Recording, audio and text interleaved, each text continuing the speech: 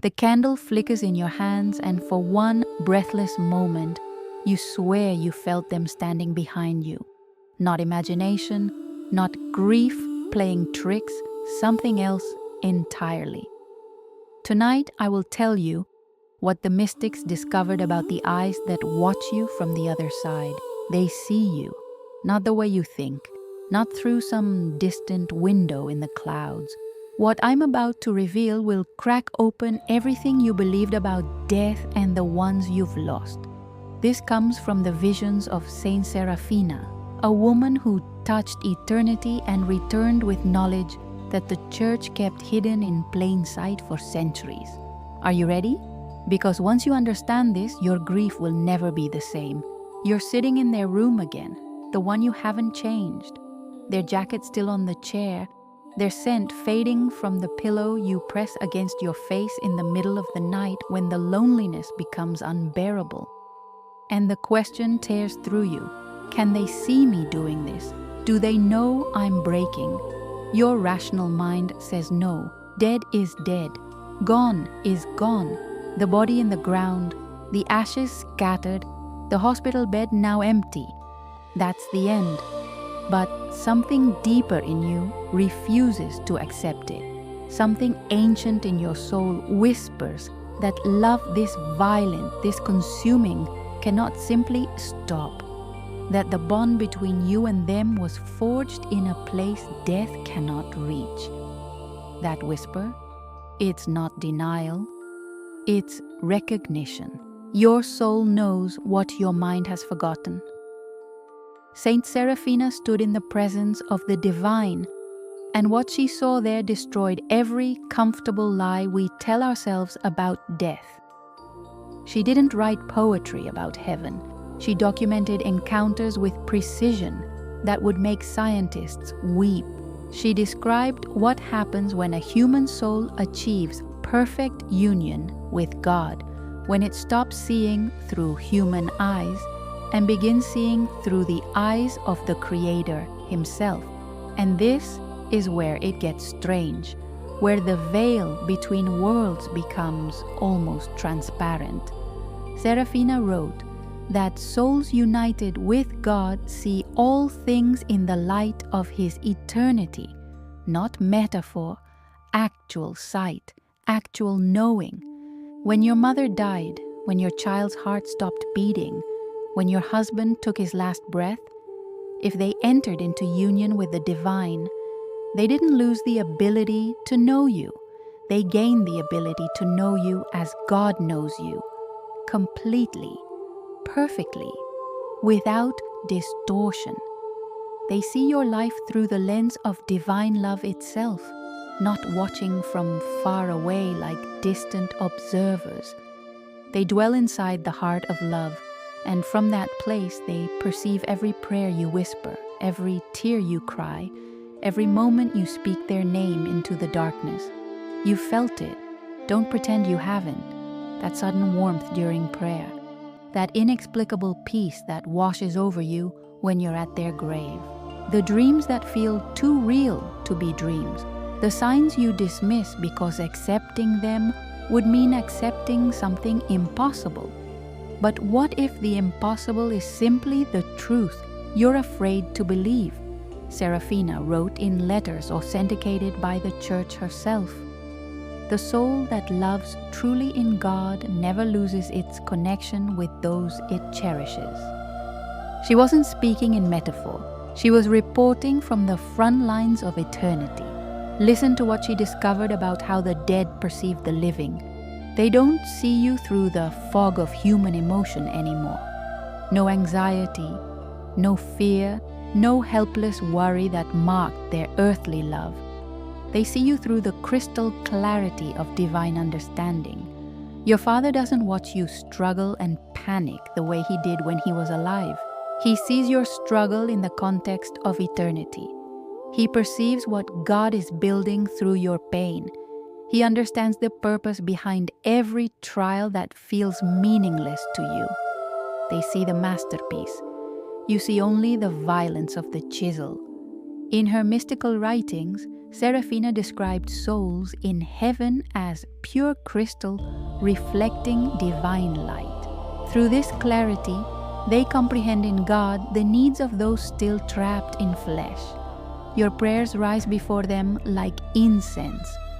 Revelation describes this literally: the smoke of incense carrying prayers to the throne of God. But what exactly do they see when they look at you? Seraphina revealed that they see beyond your surface requests. You pray for money, for health, for the pain to stop. They see what you actually need, the spiritual transformation God is working in the furnace of your suffering. They perceive how this particular grief, this specific loss, is stripping away everything false in you, leaving only what can survive eternity.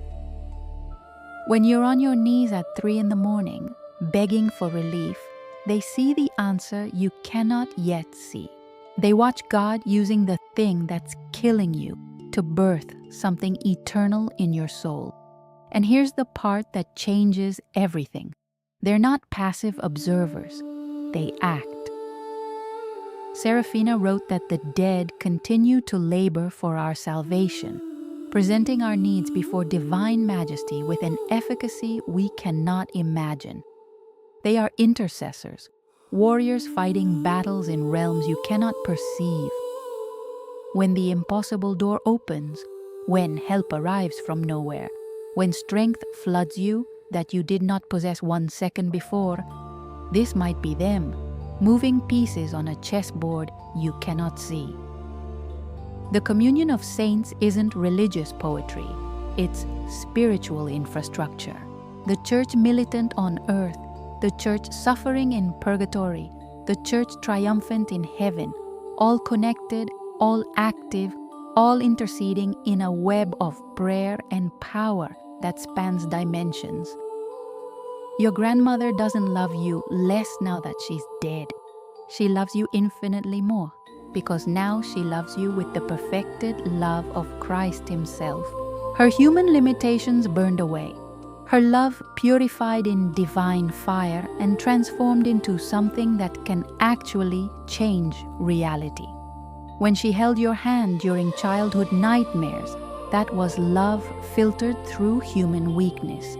Now that same love flows through her with the infinite power of God's own heart.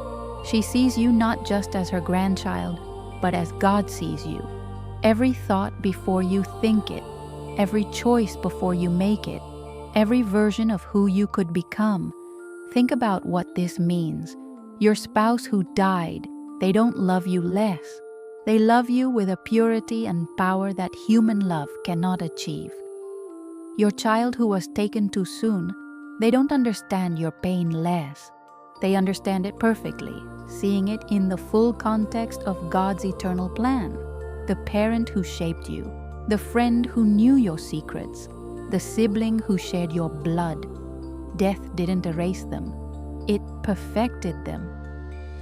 Seraphina wrote in her spiritual diary about souls appearing to her in mystical vision, not haunting, not ghosts rattling chains.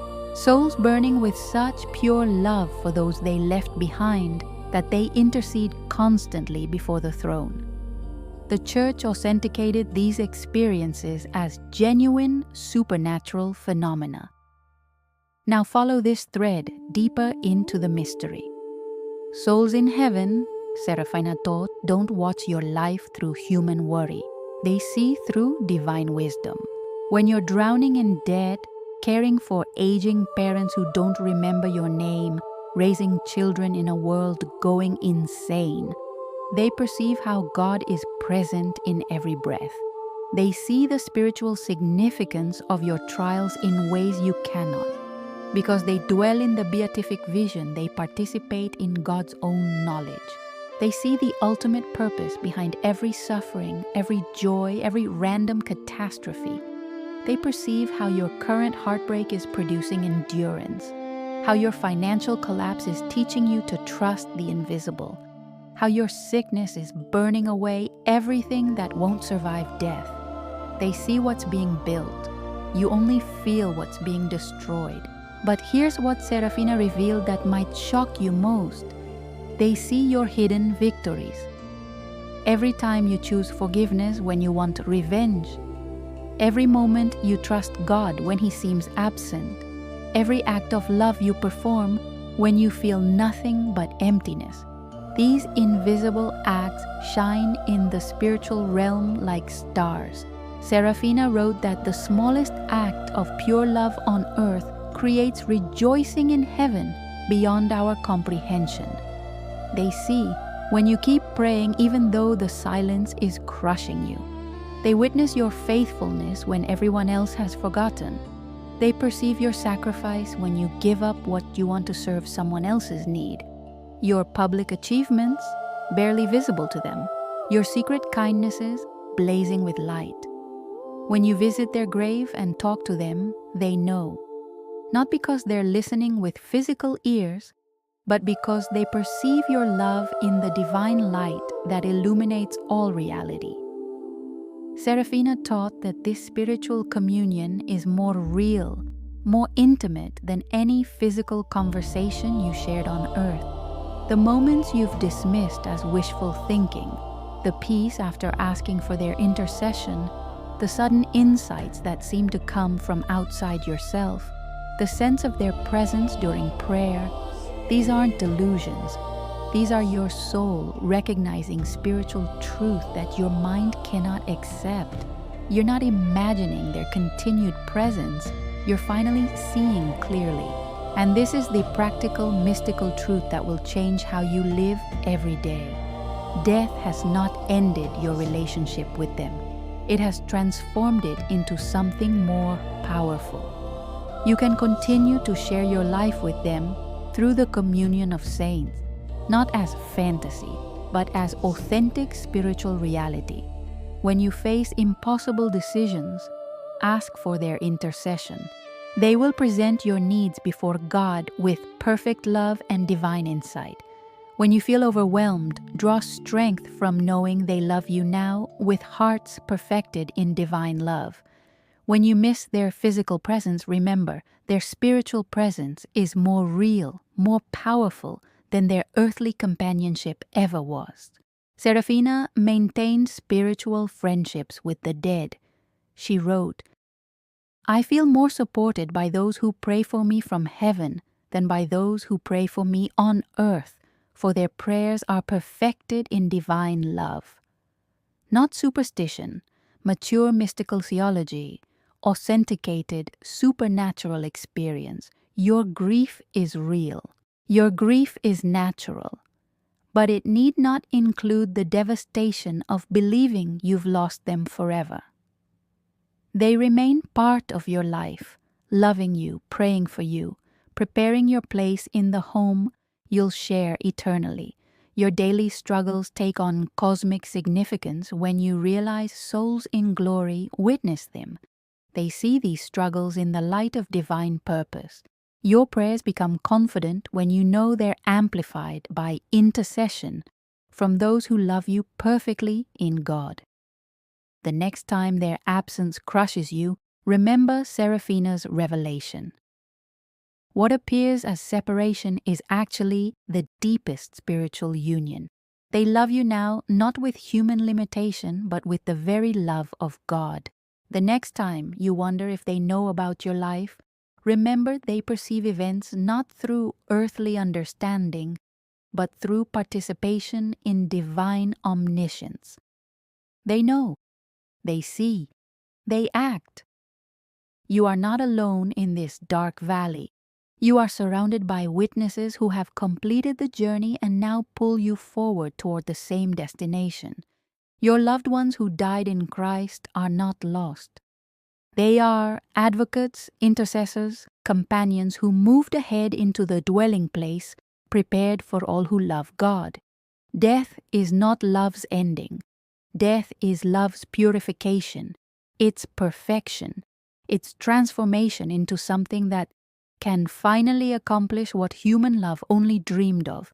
This is what Seraphina knew, what the mystics have always known. what the church has proclaimed in whispers for 2,000 years. When you blow out that candle tonight and feel them standing behind you, trust it. When you speak their name and sense them near, believe it. When you ask for their help and the impossible occurs, recognize it. They see you. They know you. They love you with a power that makes their earthly love look like a shadow. And they are working even now to bring you home to the place where separation ends and union begins. The veil is thinner than you think, and the ones you thought you lost are closer than your next breath. This is the truth that will carry you through every dark night until you see their face again in the light that never ends.